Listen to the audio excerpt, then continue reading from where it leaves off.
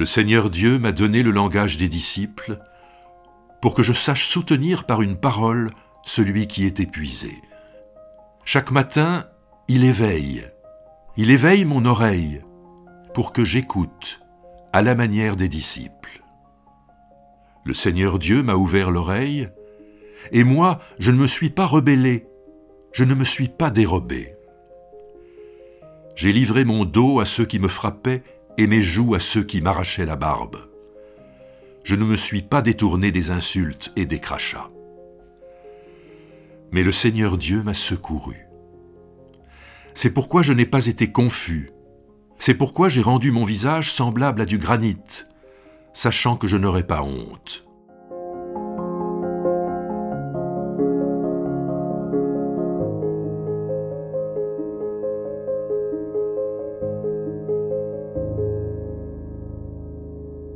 Le livre d'Ésaïe a ceci de particulier, c'est qu'il couvre des événements historiques qui s'étalent sur plus de 2 siècles.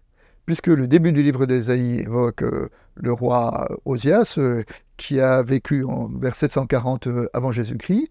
Et puis ensuite, dans le livre d'Ésaïe, nous trouvons évoqué la chute de Samarie, et puis le siège de Jérusalem par les Assyriens, dont Jérusalem a été libérée, et puis un siècle plus tard, le siège de Jérusalem par les Babyloniens, l'envoi en exil du peuple, donc l'exil à Babylone, et enfin le retour d'exil qui est situé vers 530. Donc on voit que le livre d'Ésaïe est une sorte de grande fresque qui s'étale entre moins 740 et moins 530 avant Jésus-Christ, et donc nous pouvons considérer comme étant aussi une sorte de grande méditation sur l'action de Dieu dans l'histoire. Et dans ce livre d'Ésaïe, il y a 3 grandes parties, et la deuxième partie, le texte que nous avons lu, se situe dans cette deuxième partie, et pendant l'exil. Et pendant l'exil, le peuple peut se demander justement où est Dieu dans l'histoire, où est Dieu lorsque le peuple est envoyé en déportation dans une terre et dans une ville étrangère.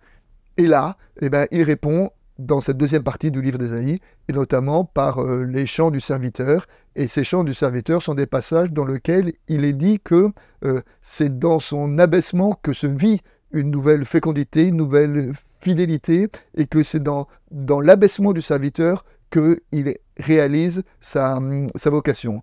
Et donc ça se présente ici comme une parole d'espérance dans ce peuple-là, en disant alors que vous vous sentez abandonné, rejeté, déporté, exilé, eh bien, peut-être que Dieu, justement, est avec vous dans cette déportation et que cela vous donne le courage de continuer le combat de la vie, le combat de la foi.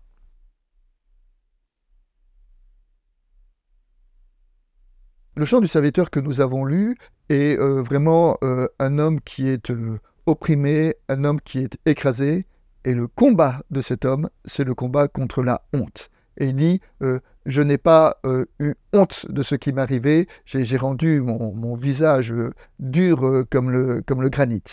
Et quand on est opprimé, c'est vrai que la honte, c'est un peu la double peine, parce que non seulement à l'épreuve physique, on ajoute l'épreuve psychologique, l'épreuve spirituelle, ou l'épreuve ou la honte en disant, qu'est-ce que j'ai fait pour mériter là? Où ai-je mal agi? Et donc, ce chant-là étant une lutte contre la honte, une lutte contre l'humiliation, un appel aux opprimés de se relever et de retrouver leur fierté.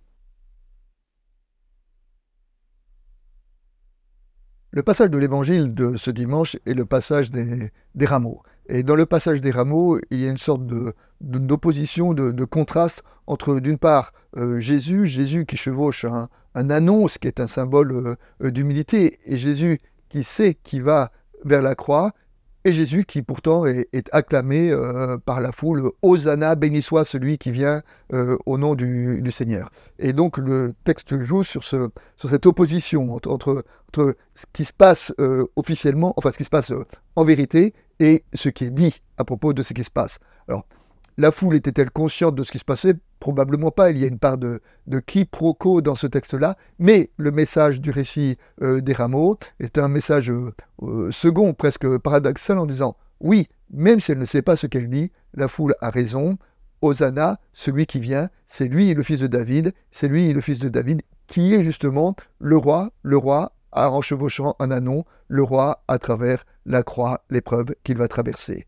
Et là encore, c'est un message de fierté pour l'oppression, en disant le Christ a traversé cette oppression-là, et alors toi aussi, dans ton oppression, tu peux relever la tête.